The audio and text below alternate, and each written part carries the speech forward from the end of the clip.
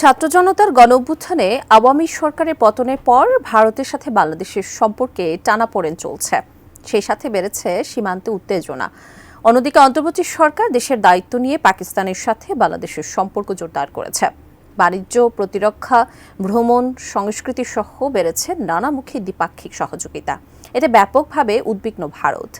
এ অবস্থায় দেশটির একটি গণমাধ্যম দাবি করেছে, ভারত সীমান্তে তুরস্কের তৈরি নজরদারি ড্রোন ওড়াচ্ছে বাংলাদেশ। আসলেই কি তাই?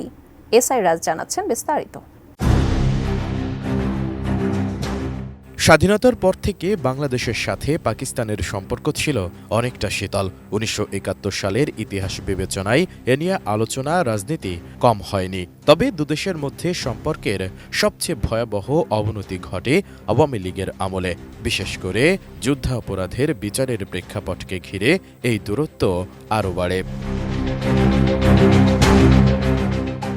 কিন্তু ২৪-এর গণঅভ্যুত্থানে শেখ হাসিনার সরকারের পতন ঘটলে সেই শীতল সম্পর্ক আবারও পুনরুজ্জীবিত হয়ে ওঠে। এতে রীতিমতো উদ্বিগ্ন ভারত সরকার। সেই সাথে দেশটির মিডিয়াগুলো বাংলাদেশ নিয়ে একের পর এক প্রোপাগান্ডা ছড়িয়ে যাচ্ছে। এবার বাংলাদেশ ও পাকিস্তানের সামরিক সম্পর্কের প্রসঙ্গ তুলে ধরে ভারতের একটি সংবাদ মাধ্যম উদ্বেগ প্রকাশ করেছে। তারা অভিযোগ করেছে, ভারতীয় সীমান্তে তুরস্কের তৈরি TV-2 বারাকটার ড্রোন ব্যবহার করে বাংলাদেশ নজরদারি চালাচ্ছে। নির্মাণ কাজেও আমি বেছে নেই CSRM TMT 500W, committed for better still। প্রতিরক্ষা সূত্রের বরাত দিয়ে ৪ মার্চ এক প্রতিবেদনে এমনটাই দাবি করেছে ভারতীয় বার্তা সংস্থা ANI। দেশটির প্রতিরক্ষা বিভাগ ANI-কে জানিয়েছে, তারা বাংলাদেশের ড্রোন উড়ানোর পরিস্থিতির ওপর নজর রাখছে। গত কয়েক মাস ধরেই বাংলাদেশের অভ্যন্তরে ভারতীয় সীমান্তে ড্রোন ওড়ানো হচ্ছে বলে তারা দাবি করেছে। এদিকে বাংলাদেশের এমন কার্যক্রমের বিপরীতে যাবতীয় প্রস্তুতি গ্রহণ করেছে ভারত। এজন্য দেশটি রাডার স্থাপন করেছে, যাতে বাংলাদেশের কার্যক্রম কাছ থেকে পর্যবেক্ষণ করতে পারে। সূত্রটি আরও জানিয়েছে, মাঝে মাঝে বাংলাদেশের নিরাপত্তা বাহিনীর TV-2 ড্রোনগুলো নজরদারি মিশনে ২০ ঘণ্টারও বেশি সময় ধরে উড়ছে।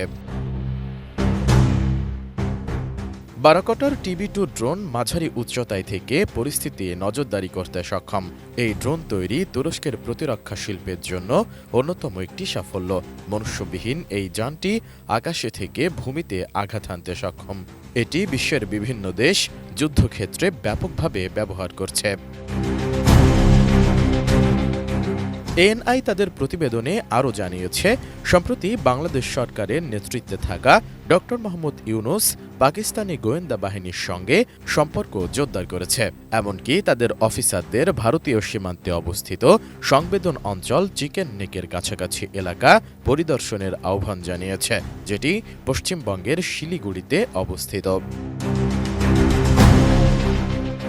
এছাড়া সম্প্রতি কথিত ভারতীয় সীমান্তের কাছে বাংলাদেশে পাকিস্তানের সামরিক ও গোয়েন্দা কর্মকর্তাদের উপস্থিতি নিয়ে উদ্বেগ প্রকাশ করেন ভারতের সেনাপ্রধান জেনারেল উপেন্দ্র দ্বিবেদী। এসআই রাজ, ATN নিউজ।